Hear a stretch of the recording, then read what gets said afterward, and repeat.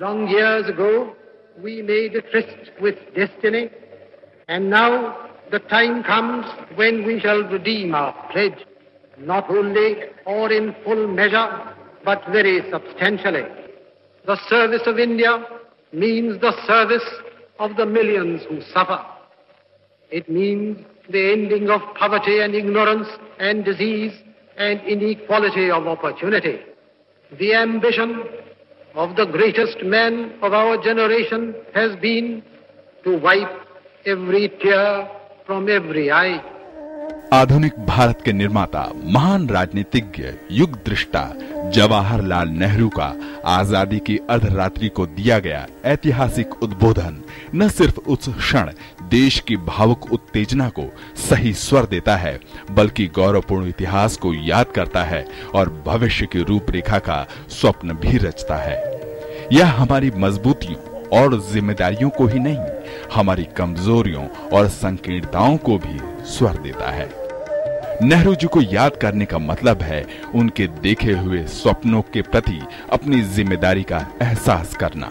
कितनी आस्था है हमारे उन गणतांत्रिक, पंथ निरपेक्ष और समाजवादी मूल्यों में। कितनी जिम्मेदारी से हमने उन मूल्यों को आत्मसात किया है। जिम्मेदारी से विरासत को याद करने का सिर्फ यही मतलब नहीं है, यह भी है कि उनकी चूकों से कितना सटीक सबब हमने लिया है।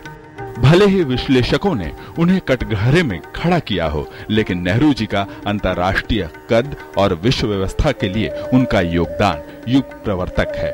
यह नेहरू जी द्वारा डाली गई सुदृढ़ नींव ही है जिस पर आज हम सफलतम लोकतांत्रिक देश होने पर गौरव करते हैं। आखिर दुनिया के लगभग आधा सैकड़ा देशों को आजादी लगभग उसी पल मिली जब भारत को, लेकिन लोकतांत्रिक प्रणाली अगर कहीं ठीक से जड़ जमा पाई तो वह भारत था।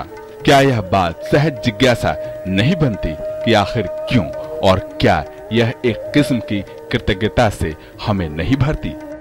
बात चाहे स्वतंत्रता से पहले नेहरू द्वारा दिए गए कार्यों की हो या स्वतंत्रता के बाद भारत के निर्माण में उनका योगदान की। घरेलू नीति हो या विदेश नीति का मामला, नेहरू की सोच अलग हट कर रही। नेहरू ने भारत को किसी दूसरे देश पर निर्भर होने के बजाय अपने पैरों पर खड़े होने का आत्मविश्वास दिया। ये नेहरू की सूझबूझ ही थी कि उन्होंने भारत के लिए विकास के किसी एक मॉडल को पूर्ण रूप न मानते हुए मिश्रित अर्थव्यवस्था से विकास का रास्ता चुना। उनके समक्ष देश के पुनः निर्माण और उसे आर्थिक और सामाजिक प्रगति के लिए एक नई दिशा देने की कठिन चुनौती थी, लेकिन देश के दीर्घकालिक विकास को ध्यान में रखते हुए उन्होंने हर कदम पूरी दृढ़ता से रखा। शांति और अहिंसा के पुजारी भारत ने नेहरू के नेतृत्व में गुटों में बटी दुनिया को एक नई रोशनी दिखाई। पंडित नेहरू का व्यक्तित्व इतना विराट है कि उसे महज कुछ मिनटों में समेटना संभव नहीं लगता, लेकिन इस विराट व्यक्तित्व में असफलता के चिन्ह न आए हों ऐसा भी नहीं है। पंचशील देने वाले दूरदृष्टा नेहरू अपने पड़ोसी देश चीन को न पहचान सके, लेकिन बात चाहे भारत में लोकतंत्र की पौध सींचने की हो, विकास का मॉडल चुनने की हो, विज्ञान तकनीक के महत्व को पहचानने की हो, या फिर नए नए स्वतंत्र हुए देशों को गुटों से बचाकर गुटनिरपेक्ष आंदोलन का नेतृत्व करने की, नेहरू के विचारों और कामों ने उन्हें वैश्विक नेता बना दिया।